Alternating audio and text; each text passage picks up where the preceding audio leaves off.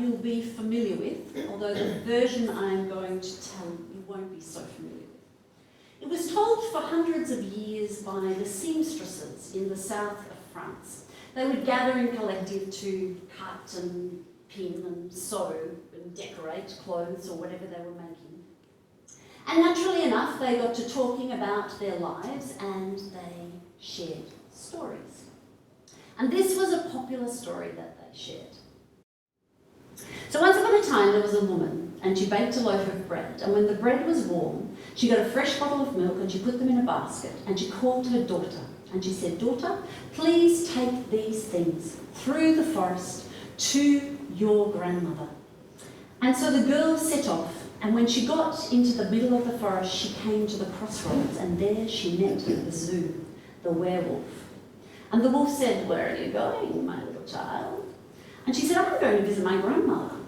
Will you take the path of needles or the path of pins?" And the girl knew that as a seamstress's daughter, you weren't to use needles until you'd had monarch. But she was about 13 and she knew that the wolf would have no idea. And so she said, "I'm going to take the path of needles." Very well. And the wolf bounded off on the path of pins. And he got to the grandmother's house and he knocked. And she said, "Come in." And he bounded in and he killed her instantly. And then he took some of her meat and he put it on a shelf in the cupboard, and he put some of her blood in a bottle and put that on a shelf in the cupboard. And then he got into the bed and pulled the covers up over him. Meanwhile, the girl is back in the forest and she's fantasizing about when she's going to use needles, and she's playing with the pine needles. But eventually she sets off in earnest for her grandmother's house. And she knocks on the door and the wolf says, "Come in."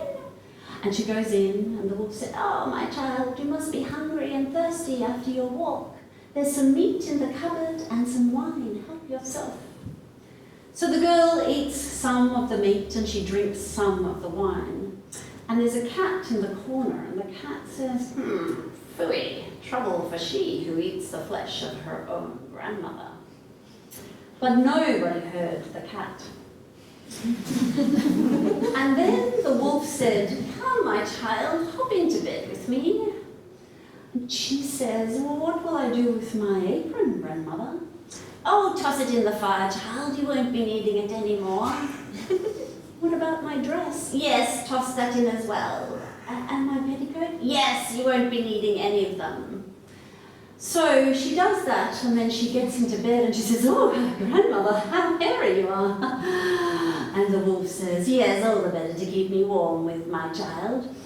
"And grandmother, what big ears you have." "All the better to hear your sweet voice, my child."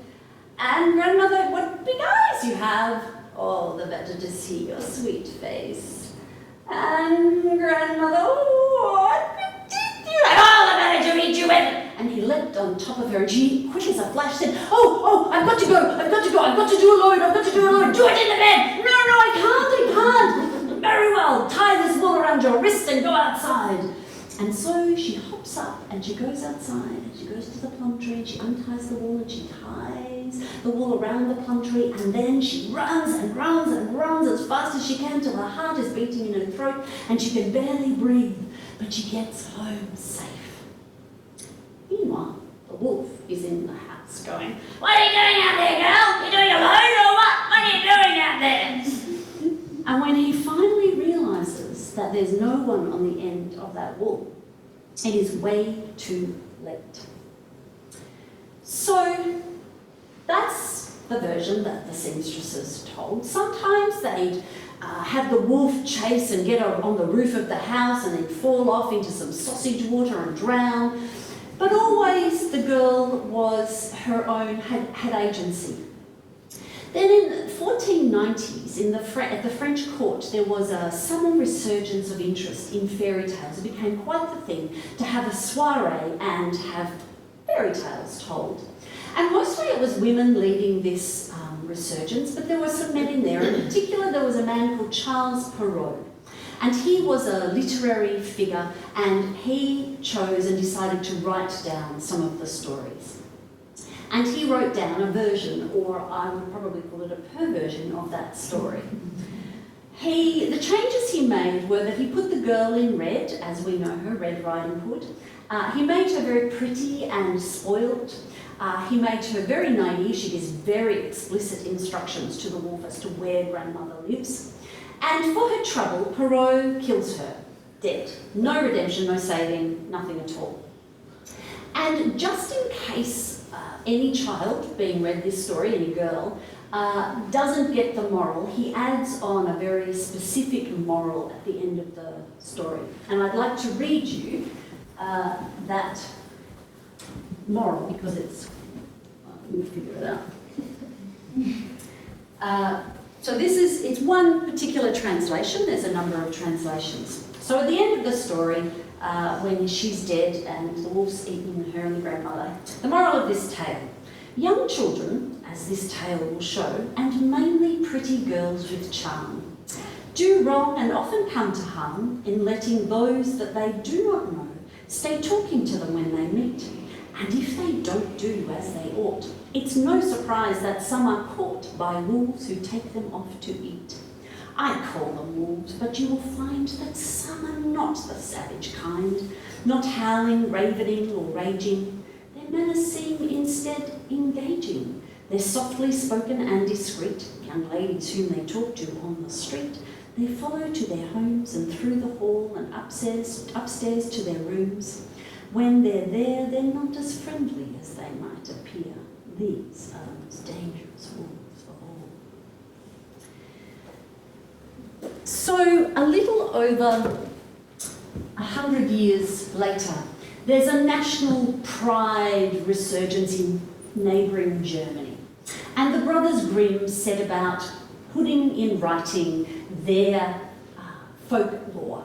And one of the things that they collect and put into a book is their version of that story. So their version is called Little Red Cap, and they obviously also have her in red. She's pretty, she's spoilt, she's doted on, she gives very explicit instructions as to where the grandmother lives. And she's also given a very clear warning by her mother not to stray from the path, which she is easily persuaded to do by the wolf in order to go and gather some flowers. The Grimm brothers also kill the girl and the grandmother, but they fashion in a saviour. They put a hunter who's passing by, hears some sort of unseemly or overly loud snoring that can't possibly come from the grandmother, and so the hunter goes in, sees the wolf, is about to shoot the wolf, and then thinks, well, maybe I'll cut them open, and out hops whole and unharmed the wolf, the mother and the grandmother and the girl. So I got to thinking about these three versions of the story. I'm very, very attached to the first version, and I think it's fascinating to see how the story has been used for other means and for other ends. But I decided to come up with a warning that the mother could give when she hands the daughter the food. No matter which version of the story is being told to the girl, I've got a warning for the mother to give her. So she hands her the food and she says, "Heed my words, daughter dear. Keep the true story clear. You are strong, wise and clever. You can run like the wind and outwit the weather. Do not be fooled by silver-tongued wolves who take the magic of story for their own power and glory, who would have the girl think there's no way back from the brink, that what you wear, say and do makes the blame all with you. Those misogynist moralists will make you pretty and pacifist. They'll denounce your curiosity and make heretic your sexuality. They'll story you dead, deflowered and devoured, or cautionary tale you to contain and control you, or story you saved from the predator's anarchy to make seem so natural the logic of patriarchy. Heed my words, daughter dear, keep the true story near. You are strong, wise and clever. You can run like the wind and outwit the weather."